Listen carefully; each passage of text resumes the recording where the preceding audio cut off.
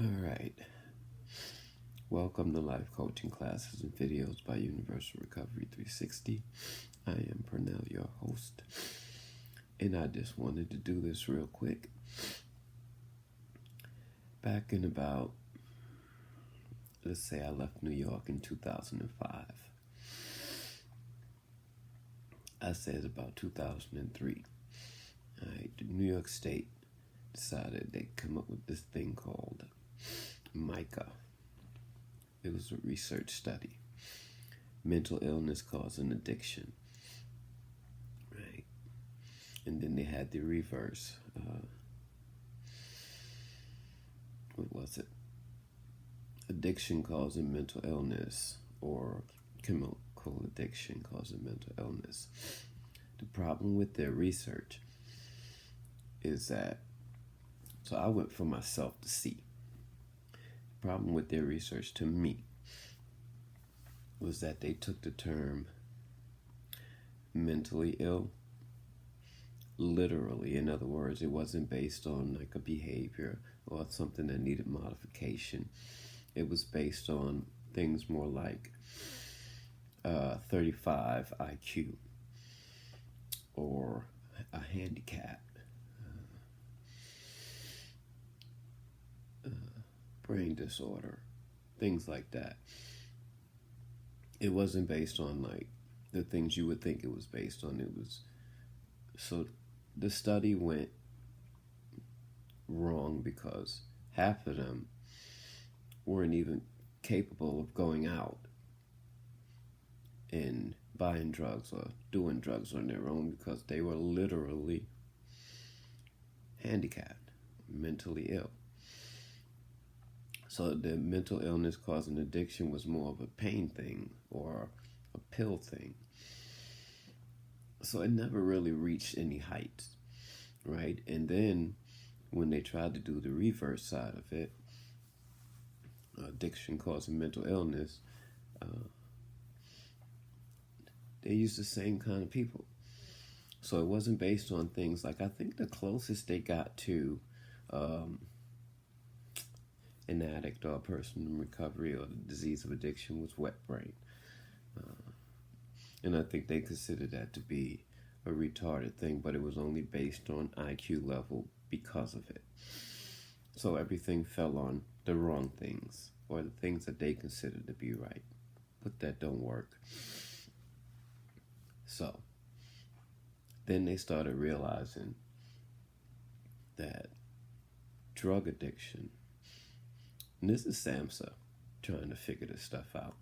Then they started realizing that drug addiction caused certain effects or side effects that mimicked mental illness. So they put borderline diagnoses and they started basing it on characteristics rather than like tiers. So when they did that,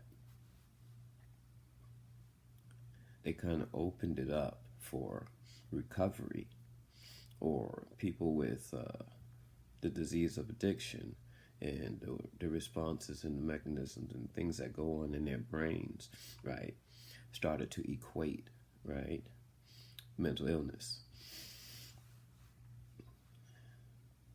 And then they started treating them based on the behaviors and the physical processes that were going on at the time. The problem is that they treat them beyond the behaviors and the times, and the things that they treat them with become necessary.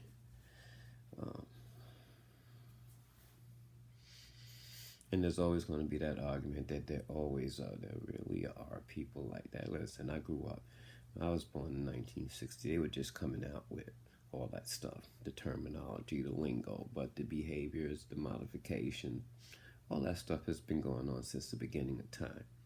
It is called something different for the umpteenth time. Now it's called mental illness. I'm sure there's a lot of terms for it in different creeds. But the reality is that people are diagnosing people based on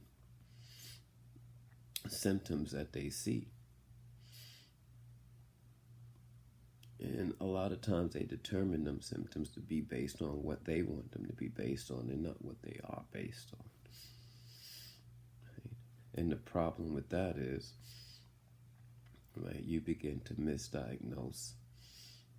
You begin to overtreat or undertreat. Right? And people become affected by that. And then before you know it, they really start believing that they're these people that you got them set up to believe they are. And then when people come around and say, yeah, it doesn't have to be like that, we can do it like this, they go, oh no. Oh no, we're not doing this again. Oh no, we're not doing this again. Right? Unfortunately, there are a lot of people that you go to for help, right, that believe the same thing you believe. The problem is that the government that they work for make them do it a certain way. So the way they do things cause more problems than it does help. So you're always going to fight. Fighting is okay. You're always going to have something that you should research for yourself, because people will tell you anything. There's a lot of things that people have told me that I've done my own research on, and it turned out to be true, what they told me. And in a sense, it's like, yeah, you wasted your time because you should have just trusted them. But it's not about trust. It's about knowing for myself how it affects me. So when I define something to you, I define it based on who I am, not who you are, because I'm not talking to a particular person. I'm actually looking at myself on the screen. So I can't define something for somebody else. I can only tell somebody else how something works and let them kind of define it within themselves. But the unfortunate thing is you have people that think they can do that. And that's when you start playing God. The gift that was given to mankind was freedom of choice. The freedom to make their own decisions. And daily we take that away from people. Daily we take that away. More and more and more. That's why countries go to civil wars, revolutions, right? Because the people start to fight back. In the disease of addiction, in the world of addiction, people are fighting back. It is not going to war, but they're fighting back. And the best artillery you could have is information, right? Not necessarily the knowledge of the information, but information that will carry on to the next generation and next generation. Sometimes it ain't for me to get it, but it's for me to pass it to the next. Just like hair color, eye color, sometimes it skips a generation, then it comes back. Sometimes that's the job. Nah, we gotta have our hands in everything. Freedom. Everybody deserves their own place, their own right to make decisions. They also deserve the right to ask for help. And when they ask for help, then if you're able to, then you should help. Right? But help has to be reciprocal. In other words, it has to be on not just your terms when a person needs help. If you don't understand that person and how to help them, it's a waste of time to ask you for help. It's a waste of time for you to help. Because the only satisfaction you're going to get is if in your mind they look better or did good. So you creating a self-satisfaction on somebody else's life. And I can't live like that. And I don't like to be around people that live like that. So if you hear me correct something like that, it's because I don't want to be around it. And I don't want it to become comfortable for me or okay. Because I'm not okay with things. But I do suffer from the disease of addiction. So things after being done over and over and over become okay to me. And that's nothing to do with disease of addiction. I was like that way before that. Right? I grew up in a place where everything in your life, to this day, I still move my bowl from the cabinet when I'm opening it because a roach might fall out, but I don't have roaches anymore. I haven't had them in years, maybe 20, 30. But I still move that bowl when I open that cabinet. Tells you something. You gotta learn how to use that to the best of your ability.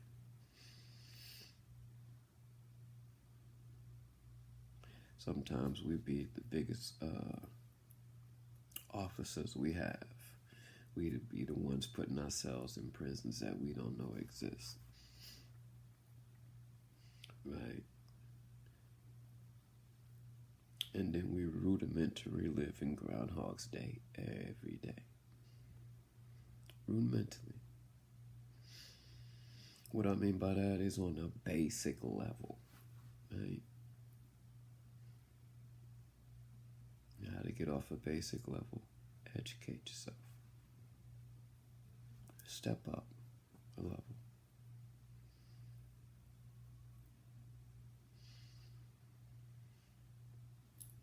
And I'm not saying people don't actually have diagnoses and that the diagnoses are not real. I know they are.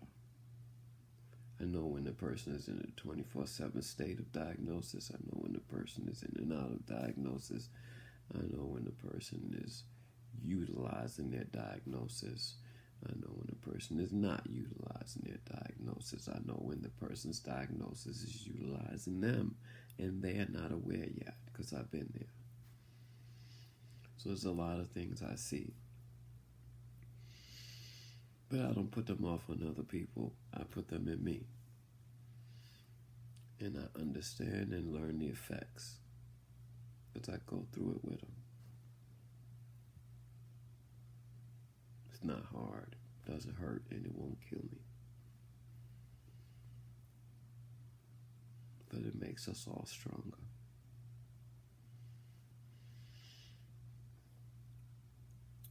So if you're living in that world where mental illness is causing addiction or addiction is being caused by mental illness, right?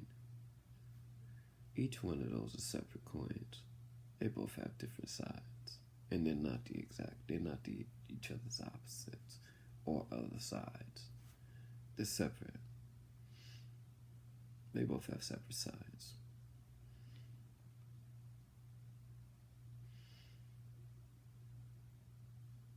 So the person that might be suffering from some of those things, right? Start to do your research. The person that's diagnosing you for suffering from some of those things, please do more than that book research, right? Because it could be artificial. It could be just me moving my bowl over when I open the cabinet in another form of reflection. Doesn't necessarily have to be a mental illness. Alright, but I know you make money on it because you did the research. You don't want to hurt yourself by feeling like all the stuff you studied was useless. So you're going to fight back. Your mind's going to fight back. Your heart's going to fight back. Your soul's going to fight back. It's okay. Right? As long as you allow me to have my freedom, or not allow. In your heart, though, if you allow other people to have their freedom, and you allow yourself to find yours, right? All that other stuff will be answered. Right? It'll all be answered. It has nothing to do with the research and study, and that's just something that we focus on. Right? Our lives are bigger than that. I know mine is. But I just want you to know that. I've been diagnosed with everything there is to be diagnosed with. The final conclusion was I was a highly intelligent, narcissistic sociopath, and I was okay with that. What's telling me what I am doesn't define what I do next for me. It might for somebody else who listens and lets other people put things in their heads. But I didn't care. I know it was true in some sense. I just didn't know what sense. So I did my research and I found out how they were true. I'm definitely highly intelligent. I'm narcissistic because we all are. By nature, the term selfish is basically broken down like this. Self, right? And ish, which means to be like. So the word selfish just simply means to be like self. This thing right here is selfish. It will protect itself. That's why you can't hold your nose till you die. That's why you can't hold your breath. It ain't gonna let you. It has its own will to survive. It's connected to you. But you have to understand it does its own thing. Sociopath. I'm very good around people, but I'm very emotionless when it comes to people's problems, opinions, or what they're going through. I have no qualms with that, but that's what makes me good at isolating issues. Because I don't get caught up in the things they say and travel with them in the wrong directions. I stay on path because it doesn't affect me. So I take advantage of my diagnosis. And so can you. I mean, some are harder than others, some are more realistic than others, and some are definitely more true than others. But in everyone in their own way is free in there somewhere. They have a right to it. If they can't find it, it's my job to help them find it. It's my job to help them find it, because the closer I get them to it, the closer I get to it. I don't know if y'all realized it, but if one of us ain't free, none of us are free. It's the way it is.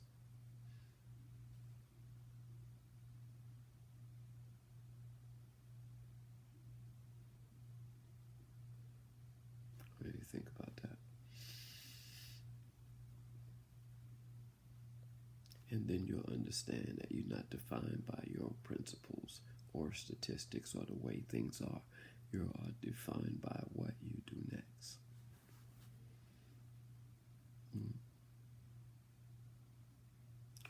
We were given free up here, not free here. If that was the case, I could just take a whole bunch of X-Lax or laxative and refuse to poop, and it'd never come out. That's not true. I shit all over myself, no offense. Right? Because it is limited. It's not limited. Find out where your freedom comes from. And then you can free everything else, because you can accept it for what it is. Once you accept something for what it is, it becomes what it is. It's called fruition, right? The 3 steps to salvation.